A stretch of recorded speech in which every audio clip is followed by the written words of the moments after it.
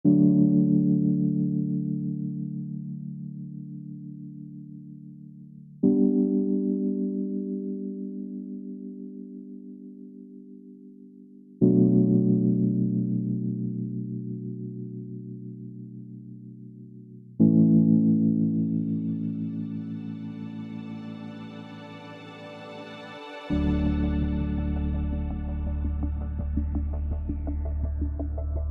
name is Jacob Miner, and I'm a bodybuilder.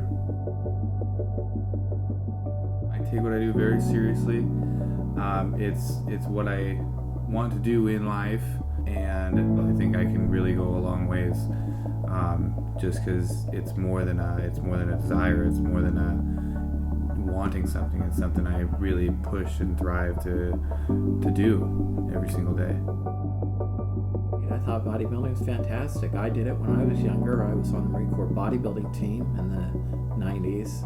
My son started doing it, and I realized that he was going to be a lot bigger than I ever had been, which was great. I was very, very happy for him. I spent 15 years driving truck over the road, not able to spend a lot of time with my son. I spent the summers with him for a month and a half. I was always close with my dad.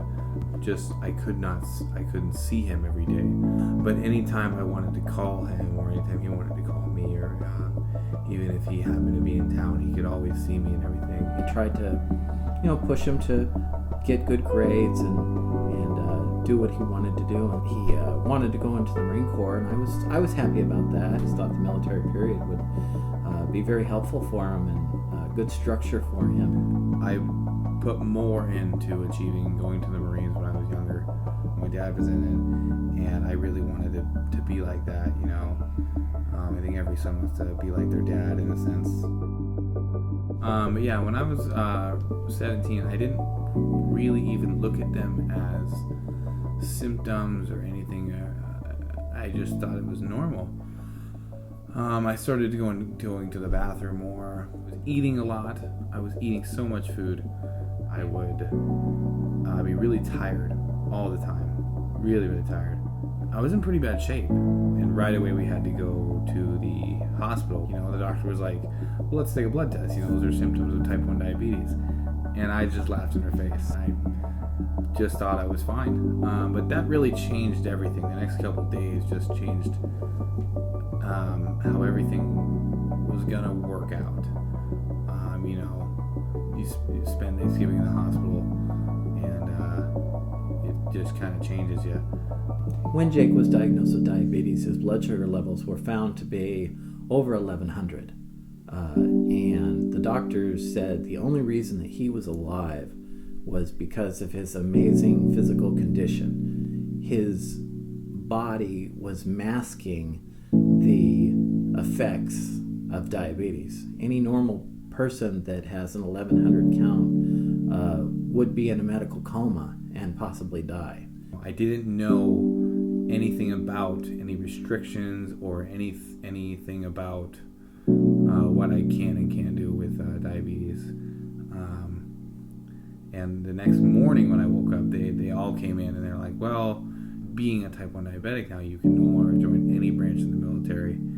And so right away as they said that, I just pretty much blanked them out and looked at my mom, and I was like, well, what are we going to do?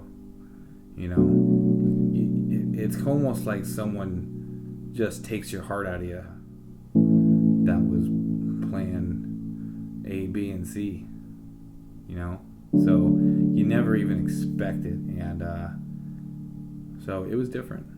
When I got the call that he was diagnosed with diabetes,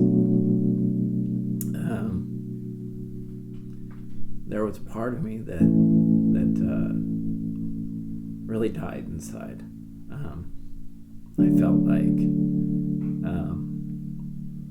the future that he was going to have, whether it be in the military or just working a regular job or whatever, part of it was stolen from him. And I really didn't know what to do. I didn't have the answers for him that I wanted to have. Life was just totally different, completely different. And when I went back to my first week in school, it almost felt like I wasn't even there because I didn't want to talk to anyone. I didn't want to be a part of anything because I honestly didn't feel a part of anything because I felt like you have been turned into a different person pretty much. It's really when I started going to the gym more and it became pretty much the only thing that I was good at. But he got into weightlifting, even heavier than he was before. And now he realized he was able to put on size and put on mass, and he started to really focus in on it and decided that that's what he wanted to do. You lift more weight and you start to get better and better and better. You build that confidence, and that was always in the gym. I did a show once before. Thinking about doing them again was almost not even a thought. I thought I was labeled as a type 1 diabetic now. They said, type 1 diabetics, really can't be bodybuilders. They can't put on size or anything.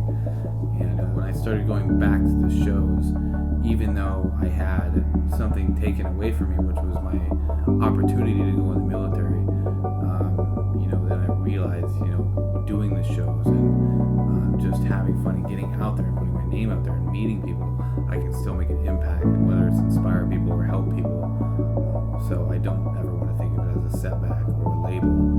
You learn to cope with it, and once you learn to cope with it, you can automatically overcome it because you have beat it, in a sense. There's nothing you can't do. You can do anything that anybody else can do, no better, no worse. I have competed in 5 bodybuilding shows and won 3 of them, and I'm now going to a national show in less than a year, and nobody thought I could do it. Nobody thought I could do it. If I want to get somewhere, I'm going to do everything in my power to get there because that's what it takes to be a champion in anything you do.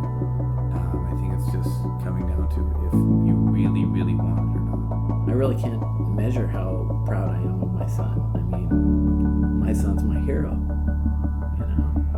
and nobody around him that knows him sees a person with diabetes. They see a young man who's driven to succeed, and that's all they need to see.